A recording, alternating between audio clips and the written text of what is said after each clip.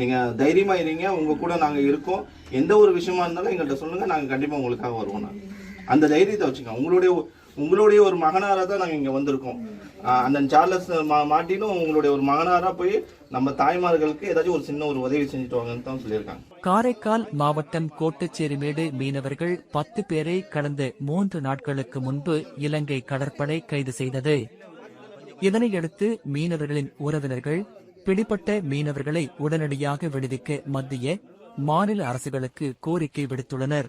இந்நிலையில் சமூக சேவகர் சார்லஸ் மார்ட்டின் மீனவர்கள் கைதை கண்டித்து அறிக்கை விட்டதோடு கைதான மீனவர்களின் குடும்பங்களுக்கு துணை நிற்கும் வகையில் JCM மக்கள் மன்ற பொறுப்பாளர்கள் அப்துல் பாசித் மற்றும் வழக்கறிஞர் முருகானந்தம் ஆகியோரை நேரில் அனுப்பி மீனவர்களின் குடும்பங்களுக்கு தலா 10,000 நிதியுதவியும் அத்தியாவசிய மளிகை பொருட்களையும் வழங்கி மீனவ குடும்பங்களுக்கு ஆறுதல் தெரிவித்துள்ளார்.